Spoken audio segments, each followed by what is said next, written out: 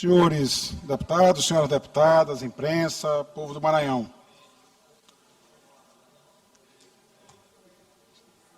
Há 15 dias atrás, fomos todos surpreendidos com um requerimento de CPI, criação de uma comissão parlamentar de inquérito para apurar lavagem de dinheiro em órgãos do Estado, do Poder Executivo do Maranhão.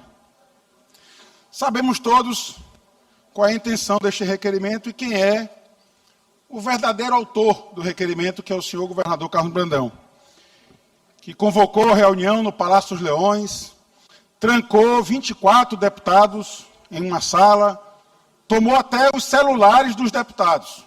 Eu disse isso aqui e até agora ninguém me desmentiu. O deputado doutor Iglesias, para fazer justiça, e a deputada Mical disseram que não foram obrigados, assinaram porque quiseram. Mas o fato aconteceu. E o governador Carlos Brandão, pouco depois, é entrevistado pela TV Mirante e diz que o pedido de afastamento do vice-governador Felipe Camarão não era algo do governo. Quem o fez foi o Procurador-Geral de Justiça. E que a CPI era uma coisa da Assembleia, que ele não tinha nada a ver com isso. Aliás, como ele sempre faz, obriga as autoridades constituídas do Maranhão a praticarem as maiores insanidades e depois ele tira as mãos e deixa as pessoas sozinhas na fogueira.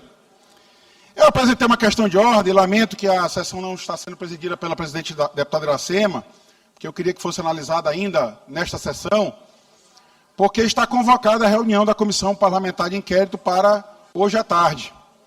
Só que o requerimento é absolutamente nulo. Segundo o nosso regimento interno da Casa, artigo 130, parágrafo 1º, considera-se autor da proposição para efeitos regimentais o seu primeiro signatário. E o requerimento de CPI tem como signatário o primeiro signatário, o deputado Antônio Pereira, que covardemente, nem na sessão está, porque eu avisei a ele que eu iria para a tribuna tratar desse tema. E aí ele sai da sessão e não está aqui para ouvir, por isso que eu estou justificando falar do deputado Antônio Pereira sem a sua presença.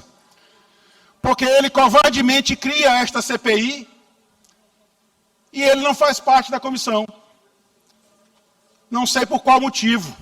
Porque a CPI é para apurar lavagem de dinheiro de todos os órgãos do Poder Executivo, de todas as secretarias, inclusive a Secretaria de Saúde.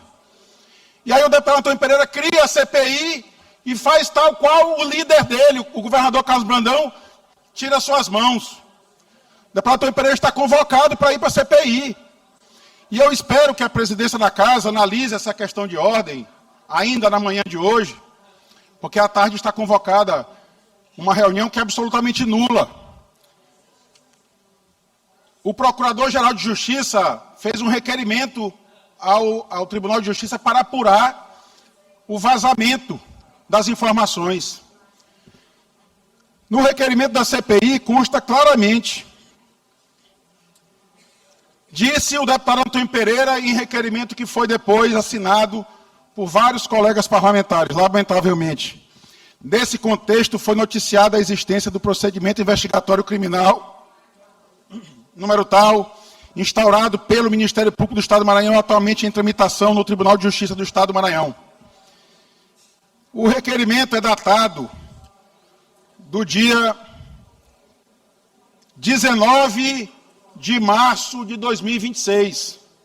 A primeira notícia sobre a existência deste pedido feito pelo Procurador-Geral de Justiça, que naquela oportunidade o requerimento estava sob análise de um desembargador do Tribunal de Justiça, foi veiculada pelo blog do Luiz Pablo, no dia 20 de março de 2026, às 8h25. Ou seja, no dia seguinte. Ou o deputado Antônio Pereira é visionário de imaginar que no dia seguinte vai ser veiculado, inclusive conseguiu obter o número do processo, algo que nem o vice-governador tinha acesso. Aliás, era exatamente objeto de uma petição do Ministério Público que fosse negado acesso ao vice-governador, mas o deputado Antônio Pereira já tinha acesso. Então, esse acesso a essas provas, a esses fatos, é um crime praticado pelo deputado Antônio Pereira, que covardemente faz o requerimento e depois sai da CPI. Não quer fazer parte da CPI. O deputado Antônio Pereira tem que fazer parte da CPI, sim, para tratar de lavagem de dinheiro, para a gente investigar a saúde, para a gente investigar a escola fantasma do Angelim, para investigar a escola que tem 350 portas lá em Açailândia, para apurar o porquê da Vigas receber mais de 150 milhões de reais. Aliás, deputado Ricardo Arruda, vamos apurar a quem pertence a Vigas. Vamos convidar o senhor Francisco, que é o suposto proprietário da Vigas, para vir depor a CPI. Como disse o vice-governador Felipe Camarão, vamos confrontar o patrimônio do governador Carlos Brandão, do irmão dele, que manda no estado, Marcos Brandão, com o patrimônio do vice-governador. O vice-governador se colocou à disposição disso, deputado Ricardo Arruda. Vossa Excelência que é membro da CPI, e eu já peço de antemão o apoio de Vossa Excelência nos requerimentos que farei. Vossa Excelência veio para a tribuna dizer que tinha que investigar, inclusive, os parentes. O Procurador-Geral de Justiça, que me perdoe, ousou expor a filha do vice-governador Felipe Camarão. Colocou lá o WhatsApp como se fosse um WhatsApp fantasma, fake. O vice-governador Felipe Camarão não tem direito nem sequer de dar um aparelho de telefone para a sua filha, para a sua enteada, porque isso era um esquema feito a partir do WhatsApp. Com todo o respeito que eu tenho ao Ministério Público do Estado do Maranhão, que tem a honra de ser neto de um procurador de justiça, que foi procurador-geral de justiça, mas que não fazia atos como esse, não usava a instituição para alugar a caneta do Ministério Público para o senhor Marcos Brandão, para fazer os favores e as gentilezas, que o Ministério Público não foi feito para isso. E mais grave do que isso, o governador tem o Ministério Público, quem diz é ele. O governador tem o Tribunal de Justiça, quem diz é ele. O governador tem a Polícia Civil, essa está subordinada a ele. Tem a SECOR, está subordinada ao governador Carlos Brandão. E ao Raimundo Coutrin, que é o secretário de Segurança de Fato, é quem manda e desmanda na SECOR. Tem a delegada Caterine, que é quem faz as investigações paralelas, é quem investiga os inquéritos federais.